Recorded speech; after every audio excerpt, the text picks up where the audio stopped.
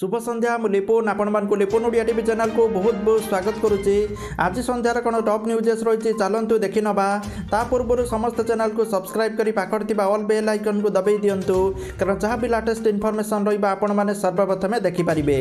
तो देखंतु प्रथम अपडेट रही नुआ वर्षर परिवहन विभाग में बड़ संस्कार ऑनलाइन हेब परिवहन विभाग सबु कार्य डीएल गाड़ी परमिट भली काम एणिकी ऑनलाइन हेब सूचना देले परिवहन मंत्री पद्मनाभ बेहेरा।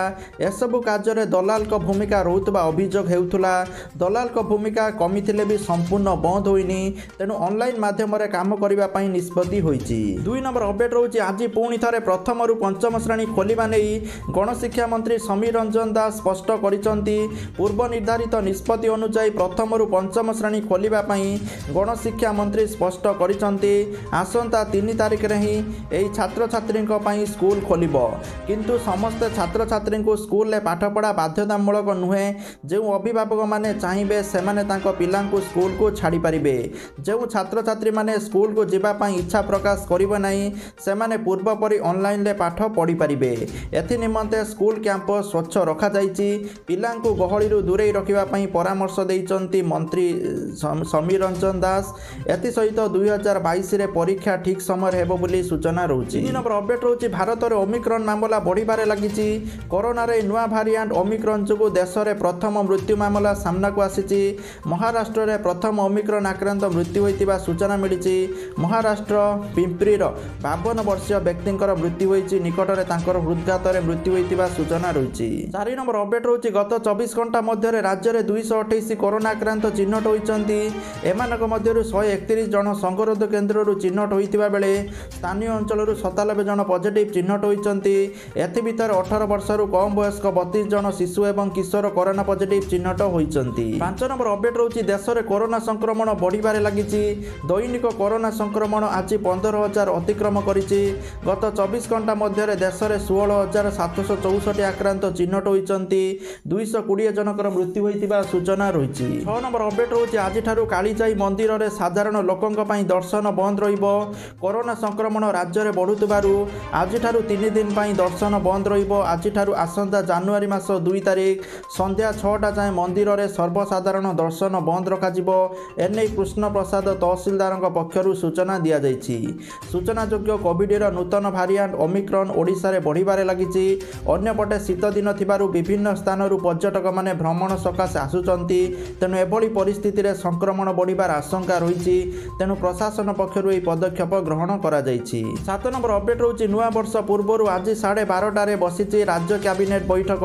एथिरे 10टी प्रस्ताव में मोहर लागिबार संभावना रही।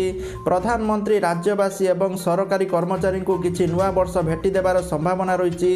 विशेष सूत्रु जनापड़ी जानुआरी मास 1 तारिख 2022 रु अनुदान प्राप्त शिक्षक मानू सप्तम वेतन दियाजिबो बोली। 8 नंबर अपडेट रही अमेरिका रे कोरोना मामला रे व्यापक वृद्धि होईछि। गोटे दिन में मोट 5,80,000 कोविड मामला रिपोर्ट होईछि। पिला माने कोरोना रे आक्रांत हेउतबा देखिया पई मिलुछि।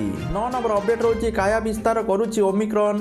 देश में ओमिक्रॉन आक्रांत रोगी संख्या 1270 को वृद्धि पाई। से महाराष्ट्र में सर्वाधिक 450 चिन्हट होता बेले दिल्ली में 320 और केरल में 109 जन आक्रांत चिन्हट होता सूचना रही।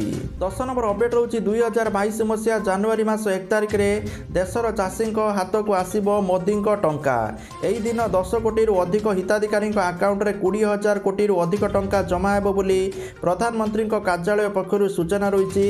जहाँकि जानुआरी मास 1 तारिख दिन 12टा बेले चाषी मानक खाता को पीएम किसान योजनार 10म किस्ती 2,000 टंका आसिबो बोली तथ्य रही। 11 नंबर अपडेट रही सामना को आसिला ओमिक्रॉन 2टी नुआ लक्षण।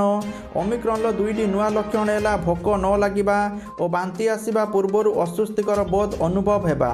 जो माने कोरोना टीका नहीं सारिचंती सेमानक ठारे मध्ये एही लक्षण देखिया पई मिलुछि। सेहीपरि जो माने बूस्टर डोज नहीं सारिचंती सेमानक ठारे मध्ये एही लक्षण देखिया पई मिलुछि बोली प्रोफेसर टीम कहिचंती। तो पूर्वर ओमिक्रॉन जो सब लक्षण आपण माने जानि नियंतु। अधिक थकापन अनुभव करिबा, सामान्य मुंड बिंधा बा, शरीर रे जंत्रणा अनुभव करिबा, तंटी दरज हेबा, सुखिला काश हेबा। 12 नंबर अपडेट रहउछि लगान वर्षा रे उबुटुबु तमिलनाडु। राजधानी चेन्नई स्थित संगीन होई पड़िछि। गत 24 घंटा मध्य सेठारे 200 मिलीमीटर अधिक वर्षा रेकर्ड करा जाइछि। प्रबल वर्षा जुगु जनजीवन गुरुतर प्रभावित होइछि। ଯେ ପାଣି ଜମି ରହିବାରୁ ଲୋକମାନେ ନାହିଁ ନଥିବା ଅସୁବିଧାର ସମ୍ମୁଖୀନ ହେଉଥିବାର ଦେଖିବା ପାଇଁ ମିଳିଛି। 13 ନମ୍ବର ଅପଡେଟ୍ ରହୁଛି ଆଜି ଓଡ଼ିଶା ପାଇବ ନୂଆ ପୋଲିସ ମୁଖିଆ।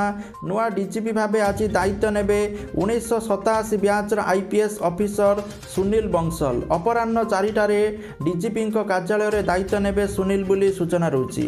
14 ନମ୍ବର ଅପଡେଟ୍ ରହୁଛି ଦୁର୍ବଳ ହେଲା ଘୂର୍ଣ୍ଣିବଳୟ। ଆଜିଠାରୁ ବଦଳିଯିବ ରାଜ୍ୟରେ ପାଣିପାଗ। ପୁଣି ଲେଉଟିବ ହାଡ଼ଭଙ୍ଗା ଶୀତ। ଘନ କୁହୁଡ଼ିରେ ଅସ୍ତବ୍ୟସ୍ତ ହେବ ଜନଜୀବନ। ଓଡ଼ିଶାକୁ ଆସୁଥିବା ଜଳୀୟ ବାଷ୍ପପୂର୍ଣ୍ଣ ଉଷ୍ଣବାୟୁ ପ୍ରଭାବରେ ରାଜ୍ୟରେ ଏଭଳି ପାଗ ଜାରି ରହିବ। ଆସନ୍ତା 4 ଦିନ ପର୍ଯ୍ୟନ୍ତ ପାଗ ମୁଖ୍ୟତଃ ଶୁଖିଲା ରହିବା ସହିତ ତାପମାତ୍ରା କମିବ। ସ୍ୱାଭାବିକ ଠାରୁ 3 ରୁ 5 ଡିଗ୍ରୀ ପର୍ଯ୍ୟନ୍ତ ତାପମାତ୍ରା କମିବ ସହିତ ଶୀତ ବଢ଼ିବ ବୋଲି ସୂଚନା ଦେଇଛି ପାଣିପାଗ କେନ୍ଦ୍ର। 15 ନମ୍ବର ଅପଡେଟ୍ ରହୁଛି ରାତି ପାଇଲେ ନୂଆବର୍ଷ। ନୂଆବର୍ଷରେ ମନ୍ଦିର ଏବଂ ପର୍ଯ୍ୟଟନ ସ୍ଥଳୀମାନଙ୍କରେ ଜମିଥାଏ ଲୋକଙ୍କର ଭିଡ଼। ହେଲେ ଏହା ମଧ୍ୟରେ ରହିଛି କରୋନା ସଂକ୍ରମଣର ଭୟ। ରାଜ୍ୟରେ ଓମିକ୍ରନ୍ ଧୀରେ ଧୀରେ ବଢ଼ିବାରେ ଲାଗିଛି। ଏହାକୁ ଦୃଷ୍ଟିରେ ରଖି ଶ୍ରୀମନ୍ଦିର ପ୍ରଶାସନ ପକ୍ଷରୁ ବଡ଼ ନିଷ୍ପତ୍ତି ନିଆଯାଇଛି। ଆଜିଠାରୁ 3 ଦିନ ବନ୍ଦ ରହିବ ପୁରୀର ଶ୍ରୀମନ୍ଦିର। ଡିସେମ୍ବର ମାସ 31ରୁ ଜାନୁଆରୀ ମାସ 2 ତାରିଖ ଯାଏଁ ମହାପ୍ରଭୁଙ୍କ ଦର୍ଶନ କରିପାରିବେ ନାହିଁ ଭକ୍ତମାନେ ବୋଲି ତଥ୍ୟ ରହୁଛି। 16 ନମ୍ବର ଅପଡେଟ୍ ରହୁଛି ଦେଶର ସବୁଠାରୁ ବଡ଼ ଇନ୍ସୁରାନ୍ସ କମ୍ପାନୀ ଭାରତୀୟ ଜୀବନ ବୀମା ନିଗମ ନିଜର ଡିଜିଟାଲ ସେବାକୁ ଆଗକୁ ବଢ଼ାଇବା ପାଇଁ ଡିଜି ଜୋନ୍ର ଆରମ୍ଭ କରିଛି। ଉପଭୋକ୍ତା LIC ଡିଜି ଜୋନ୍ ଜରିଆରେ ପଲିସି କିଣିପାରିବେ, ପ୍ରିମିୟମ୍ ଭରିପାରିବେ ଏବଂ ଅନ୍ୟ ସେବାଗୁଡ଼ିକର ଲାଭ ପାଇପାରିବେ ବୋଲି ସୂଚନା ରହିଛି। ଯାହାଫଳରେ ଯେଉଁମାନେ LIC କରିଛନ୍ତି ସେମାନଙ୍କ ପାଇଁ ଗୋଟେ ବହୁତ ବଡ଼ ଇନଫର୍ମେସନ୍। 17 ନମ୍ବର ଅପଡେଟ୍ ରହୁଛି ରାଜ୍ୟର ଉପର ତଳ ହେଉଛି ସଂକ୍ରମଣ ଗ୍ରାଫ। ଗତ 24 ଘଣ୍ଟାରେ 228 ଜଣ କରୋନା ମାମଲା ଚିହ୍ନଟ ହୋଇଛନ୍ତି। 2 ଜଣଙ୍କର ମୃତ୍ୟୁ ହୋଇଥିବା ସୂଚନା ରହିଛି। ଏହାକୁ ମିଶାଇ ରାଜ୍ୟରେ ମୋଟ କରୋନା ଜନିତ ମୃତ୍ୟୁ ସଂଖ୍ୟା 8460କୁ ବୃଦ୍ଧି ପାଇଛି। ଏନେଇ ରାଜ୍ୟ ସ୍ୱାସ୍ଥ୍ୟ ପରିବାର କଲ୍ୟାଣ ବିଭାଗ ପକ୍ଷରୁ ଟ୍ୱିଟ୍ କରି ସୂଚନା ଦିଆଯାଇଛି। 18 ନମ୍ବର ଅପଡେଟ୍ ରହୁଛି ନୀଳଗିରିବାସୀଙ୍କ ଦୀର୍ଘ ଦିନର ସ୍ୱପ୍ନ ସାକାର ହେବା ପାଇଁ ଯାଉଛି। ବାଲେଶ୍ୱର ସାଂସଦ ତଥା ପୂର୍ବତନ କେନ୍ଦ୍ରମନ୍ତ୍ରୀ ପ୍ରତାପ ଷଡ଼ଙ୍ଗୀଙ୍କ ଉଦ୍ୟମରେ ନୀଳଗିରି ନିକଟ ଗୋପୀନାଥପୁରକୁ ଆରମ୍ଭ ହେବାକୁ ପାସେଞ୍ଜର ଟ୍ରେନ୍ ସେବା। ଏନେଇ ଟ୍ୱିଟ୍ କରି ସୂଚନା ଦେଇଛନ୍ତି କେନ୍ଦ୍ର ରେଳମନ୍ତ୍ରୀ ଅଶ୍ୱିନୀ ବୈଷ୍ଣବ। 19 ନମ୍ବର ଅପଡେଟ୍ ରହୁଛି ଓଡ଼ିଶା ଆଦର୍ଶ ବିଦ୍ୟାଳୟ ସଂଗଠନ ତରଫରୁ ଏକ ଭଲ ନିଯୁକ୍ତି ସୁଯୋଗ ଆସିଛି। ପ୍ରିନ୍ସିପାଲ, ଟିଚର, ଲାଇବ୍ରେରିଆନ୍ ଆଦି ପଦବୀରେ ଚାକିରି ପାଇଁ ବିଜ୍ଞାପନ ବାହାରିଛି। ମୋଟ ପଦବୀ ସଂଖ୍ୟା 1749 ରହିଛି।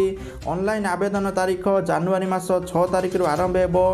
ଆବେଦନର ଶେଷ ତାରିଖ ରହିଛି ଫେବୃଆରୀ ମାସ 5 ତାରିଖ ବୋଲି ସୂଚନା ରହୁଛି।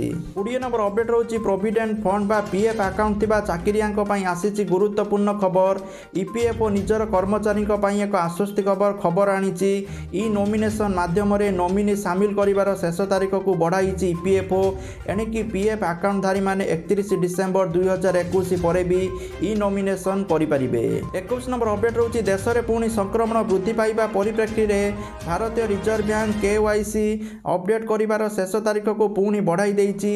ଏହା କରିବାର ଶେଷ ତାରିଖ ଡିସେମ୍ବର ମାସ 31 ତାରିଖ ଥିବାବେଳେ ଏହାକୁ ମାର୍ଚ୍ଚ ମାସ 31 ତାରିଖ ପର୍ଯ୍ୟନ୍ତ ବୃଦ୍ଧି କରିଥିବା ସୂଚନା ରହିଛି। 22 ନମ୍ବର ଅପଡେଟ୍ ରହୁଛି ଜାନୁଆରୀ ମାସ ପାଇଁ ଗାଇଡଲାଇନ୍ ଜାରି କରିଛନ୍ତି ରାଜ୍ୟ ସରକାର।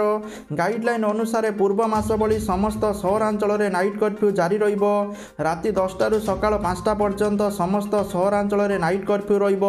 ସକାଳ 5ଟାରୁ ରାତି 10ଟା ପର୍ଯ୍ୟନ୍ତ ସମସ୍ତ ପ୍ରକାରର ଦୋକାନ ଖୋଲା ରହିବ। ତେବେ ସମସ୍ତ ପ୍ରକାରର ସାମାଜିକ ଏବଂ ଧାର୍ମିକ ସମାବେଶକୁ ବାରଣ କରାଯାଇଛି। ସାରା ରାଜ୍ୟରେ ଜିରୋ ନାଇଟ୍ ଏବଂ ନୂଆବର୍ଷ ଉତ୍ସବ ପାଳନ କରାଯିବ ନାହିଁ। ସର୍ବସାଧାରଣ ଭୋଜିଭାତକୁ ସମ୍ପୂର୍ଣ୍ଣ ଭାବେ ବାରଣ କରାଯାଇଛି। ରାଜନୈତିକ ସମାବେଶରେ ସର୍ବାଧିକ 100 ଲୋକଙ୍କୁ ଅନୁମତି ମିଳିବ। ସେହିଭଳି ପ୍ରଦର୍ଶନୀ, ବାଣିଜ୍ୟ ମେଳା ଆଦି ଆୟୋଜନ ହୋଇପାରିବ ନାହିଁ। ପାର୍କ, ବେଳାଭୂମି, ଅନ୍ୟ ପିକନିକ୍ ସ୍ପଟ୍ରେ ପିକନିକ୍ ବି ହୋଇପାରିବ ନାହିଁ। ହୋଟେଲ, ପାର୍କ, ମଲ୍ରେ ସାଂସ୍କୃତିକ ଏବଂ ନୃତ୍ୟ କାର୍ଯ୍ୟକ୍ରମକୁ ମଧ୍ୟ ବାରଣ କରାଯାଇଛି। ଜାନୁଆରୀ ମାସରେ କୌଣସି ଶିକ୍ଷାନୁଷ୍ଠାନ ପିକନିକ୍ ଯାଇପାରିବେ ନାହିଁ। ବାର୍ଷିକ ଉତ୍ସବ, ଆନିଭର୍ସରୀ ପାଳନ ମଧ୍ୟ ସମ୍ପୂର୍ଣ୍ଣ ଭାବେ ମନା କରାଯାଇଛି। ତେବେ କୋଭିଡ୍ ନିୟମ ମାନି ଯାତ୍ରା, ମେଲୋଡ଼ି, ସାଂସ୍କୃତିକ କାର୍ଯ୍ୟକ୍ରମ ହୋଇପାରିବ। ସର୍ବାଧିକ 1000 ଦର୍ଶକଙ୍କୁ ନେଇ ଯାତ୍ରା ଚାଲିପାରିବ। 50% ଦର୍ଶକ କ୍ଷମତାକୁ ନେଇ ସିନେମା ହଲ୍ ଚାଲିପାରିବ। ସିନେମା ହଲ୍କୁ ଯିବାକୁ ଡବଲ ଡୋଜ୍ ଟିକା ବା ଟେଷ୍ଟିଂ ରିପୋର୍ଟ ଜରୁରୀ। 250 ଲୋକଙ୍କୁ ନେଇ ବିବାହ, ବ୍ରତ, ଶୁଦ୍ଧି କାର୍ଯ୍ୟ ଆଦି କରାଯାଇପାରିବ। ସମସ୍ତଙ୍କୁ ମିଶାଇ 50 ଜଣରେ ବରଯାତ୍ରୀ ଶୋଭାଯାତ୍ରା ହୋଇପାରିବ। ନୂଆବର୍ଷ ଭିଡ଼ ପାଇଁ ଜିଲ୍ଲାପାଳ SP ମାନଙ୍କୁ ଯାକି SRC ଚିଠି ଲେଖିଛନ୍ତି। ଚେକିଂ କଡ଼ାକଡ଼ି କରିବା ପାଇଁ SRC ନିର୍ଦ୍ଦେଶ ଦେଇଛନ୍ତି। ତ ଯାହାକି ଆଜିକାର ଟପ୍ ନ୍ୟୁଜ୍ ଥିଲା। ତା ସହିତ ଯେଉଁମାନେ ନିଜ ମୋବାଇଲ ମାଧ୍ୟମରେ पैसा रोजगार करने चाहते सबुठार बहुत बड़े एप्लिकेशन रही grow application jar link video description में अच्छी समस्ते डाउनलोड करके पैसा कमातु जो साइन अप बोनस 100 टंका प्रति रेफर 100 टंका जहाँ बैंक को ट्रांसफर करहब तो जल्दी जल्दी समस्ते डाउनलोड करके साइन अप करके पैसा कमातु। Thank you. जय जगन्नाथ।